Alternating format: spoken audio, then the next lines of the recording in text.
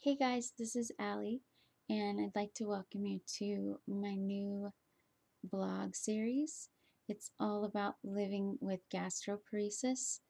I didn't know what the word gastroparesis was, or what it meant, or even that it had a name until this past Friday when I was officially diagnosed with it.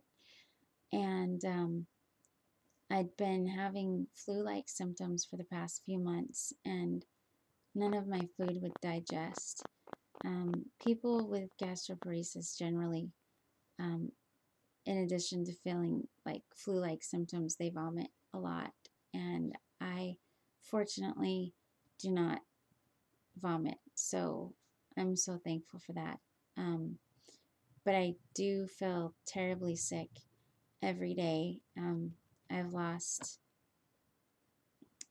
close to about between 30-40 pounds now, and it's because I can't eat and I couldn't figure out what was wrong.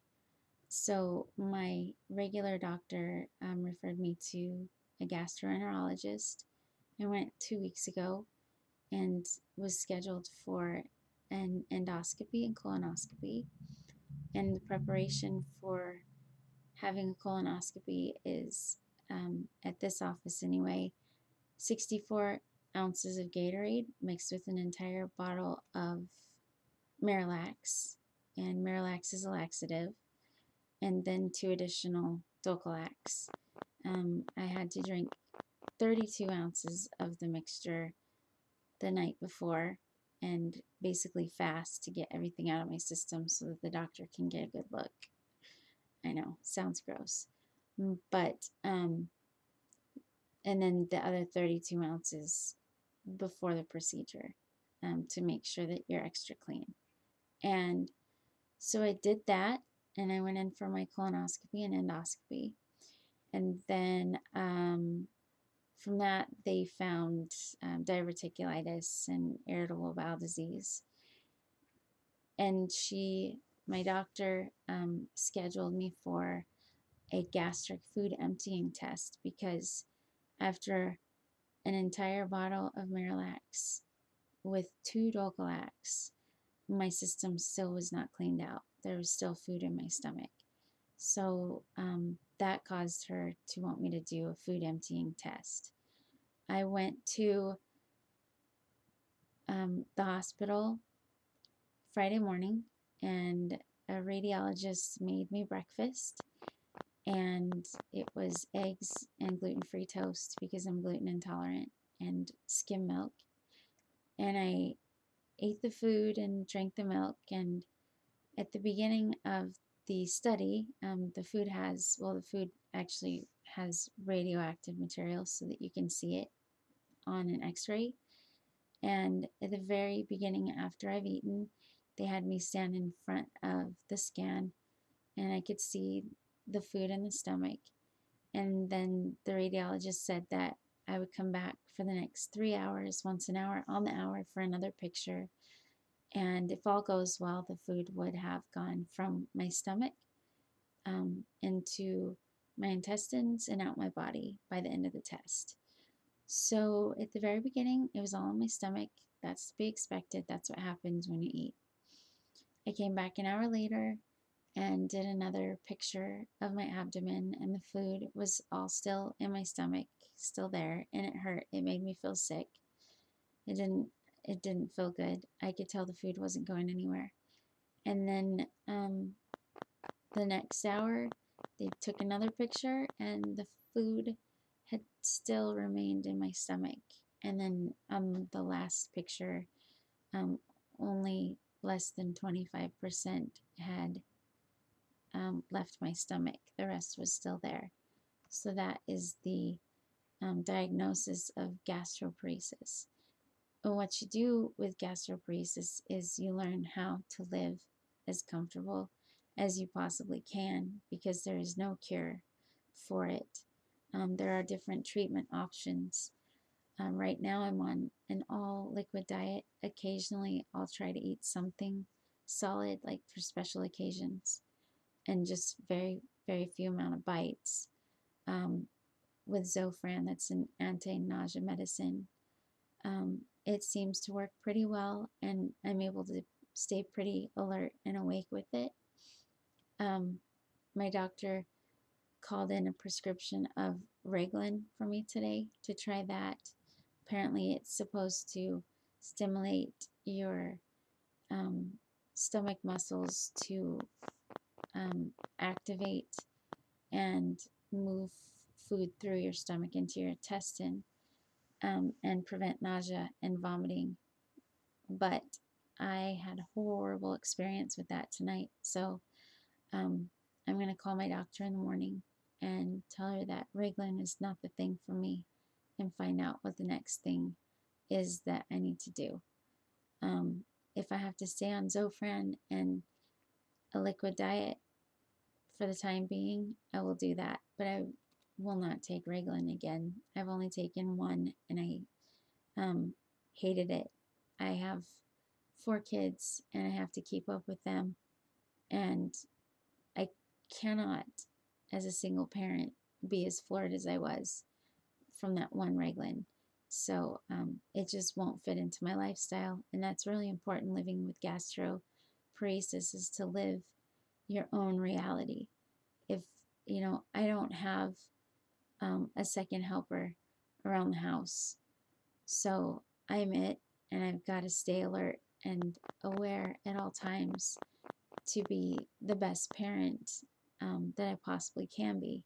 So Reglan is not a good choice for me. Plus, it made me feel horrible. Zofran's much easier for me to tolerate and to keep up. It actually makes me feel, when I'm not having a really bad bout of nausea, almost normal.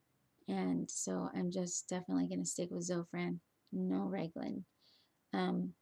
But this disease is chronic, and not all of us have the same symptoms or severity of symptoms, or even the same stage of gastroparesis. I don't vomit, and I'm so blessed and thankful for that.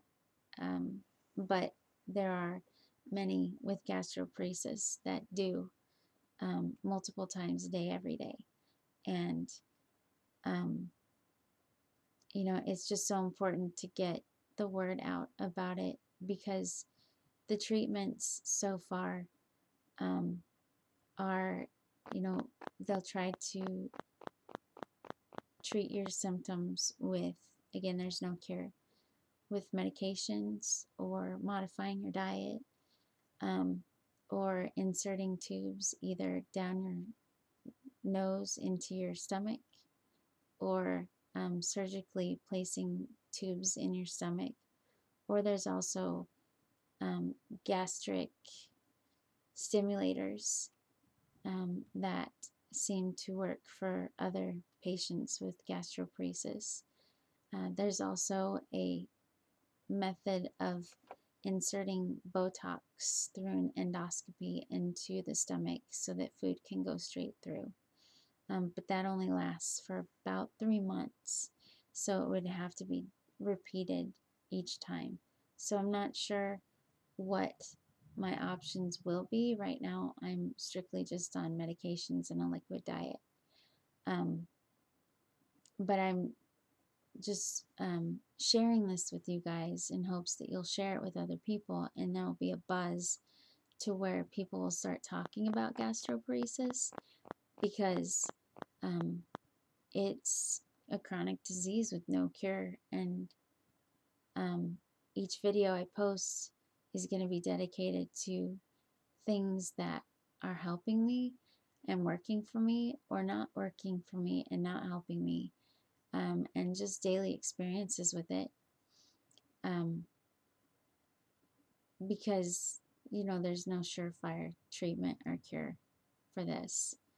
And I just want to share how everything's going so that people will know that this is a real disease, and it's no fun, and it's totally wiped out everything that I used to be able to do. And I want to do my best to get back to as close to normal activities as possible. So I'm just going to keep blogging about different treatment options to help with the symptoms, and hopefully one day when I turn this camera back on, there'll be a cure and we won't have to worry about finding a cure for gastroparesis anymore. So just subscribe to my channel, share my video, share my story, and reach out if you have questions. Let me know. I'm a gastroparesis patient, not a physician, but I can tell you of what is working best for my body, for my spiritual health, for my mental health, and how it's all going. And I'd love to reach out to other gastroparesis parents and children, anybody who's been affected by this. Just, I feel that if there's a buzz, if we can all talk about it, then it helps so much more for us not to feel like we're on this little lonely island, because that's what I feel like. I feel like I'm just on this lonely journey because I haven't met anybody with this yet, but I've only known I've had it since Friday. So to all my future friends and to all my current friends, thank you for being a part of this journey with me, and I love you all. I will be talking to you soon. Have a good day.